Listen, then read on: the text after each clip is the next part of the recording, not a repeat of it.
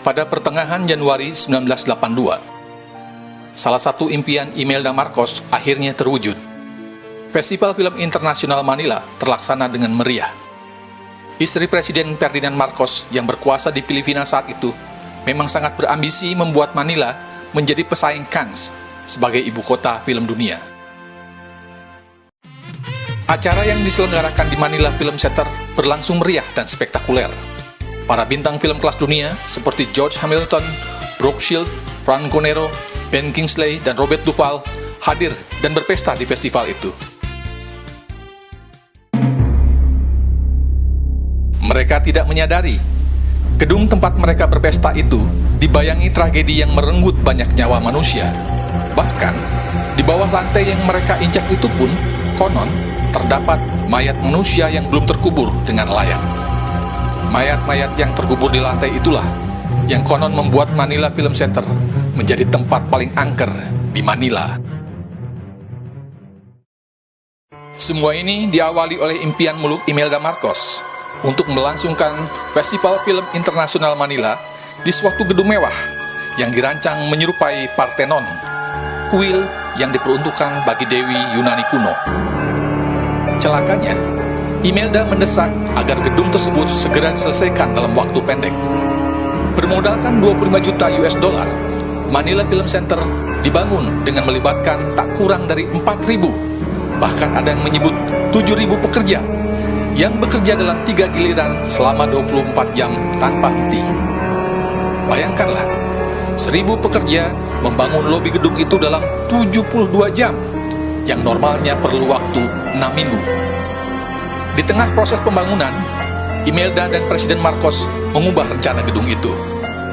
Pembangunan Manila Film Center terpaksa ditunda, sedangkan waktu pembukaan festival semakin mendekat. Proyek ini dikerjakan semakin tergesa-gesa. 17 November 1981, pukul 3 dini hari. Sebuah tragedi terjadi. Tiang-tiang penyangga lantai paling atas gedung yang sedang dibangun itu roboh. Mereka yang sedang bekerja di situ berjatuhan. Banyak pekerja yang langsung masuk ke kubangan semen yang akan mengering. Para pekerja yang sedang beristirahat pun ikut menjadi korban. Ambulan dan upaya pertolongan tak kunjung tiba. Rupanya, atas nama keamanan, Imelda beserta timnya malah mengisolasi tempat kecelakaan itu. Tak ada satu pihak pun yang diperbolehkan masuk. Tak ada tim penyelamat, tak ada ambulan, tak ada apa-apa selama 9 jam. Ya, 9 jam.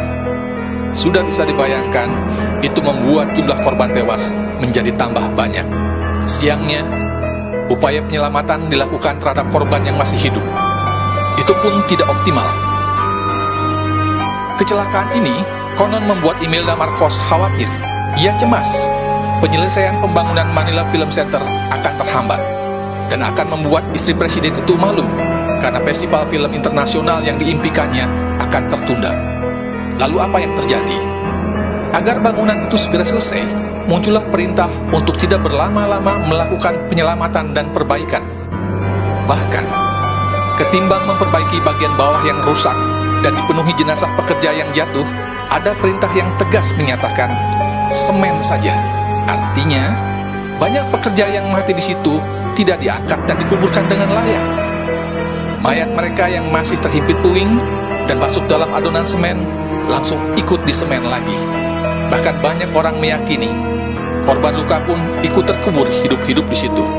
Itu sebabnya banyak keluarga korban tidak bisa mengambil jenazah saudara mereka. Ada rumor yang menyebutkan perintah untuk segera menyemen bagian yang rusak dan penuh mayat itu datang dari Imelda Marcos. Namun, rumor lain menyebutkan perintah itu datang dari Betty Benitez. Perempuan ini adalah tangan kanan Imelda untuk urusan proyek pembangunan Manila Film Center. Beberapa bulan setelah tragedi itu, Betty tewas secara aneh dalam sebuah kecelakaan. Istri asisten menteri ini menjadi salah satu penumpang di mobil yang dikendarai oleh Ode Carpus, mantan rektor Universitas Filipina. Betty langsung tewas ketika mobil itu meluncur keluar jalan dan menghantam pohon. Corpus sendiri selamat dalam kecelakaan itu. Malam itu, mereka berdua sedang dalam perjalanan menuju Tagaytay. Entah apa rencana sang rektor dan perempuan yang sudah bersuami itu malam-malam. Penduduk Manila segera saja menganggap gedung festival itu angker. Banyak orang menolak bekerja atau bahkan sekedar menonton film di situ. Melihat gelagat yang tidak menguntungkan ini, Imelda Marcos membawa seorang paranormal ke gedung itu. Ada yang aneh ketika si paranormal kerasukan di lokasi itu. Biasanya, ia bicara dalam bahasa daerahnya.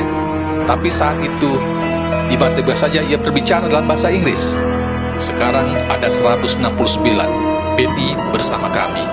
Katanya, rumor ini menambah keyakinan warga Manila bahwa korban tewas dalam tragedi Manila Film Center tidaklah sekecil angka resmi yang diumumkan pemerintahnya.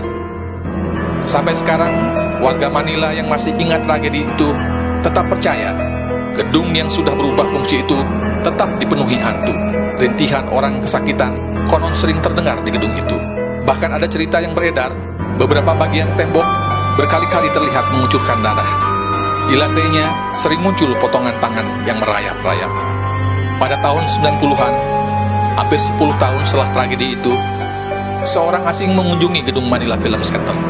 Ia tidak tahu menahu soal tragedi yang merenggut nyawa di gedung itu. Malam itu, ia didatangi seorang lelaki yang memberinya kartu telepon. Ia diminta menelepon keluarga si lelaki, serta mengabarkan bahwa dirinya sehat dan akan segera pulang. Si orang asing pun lalu menelepon keluarga lelaki itu. Seorang perempuan dengan suara terkejut menjawab bahwa suaminya sudah mati. Mayatnya masih terkubur di gedung itu.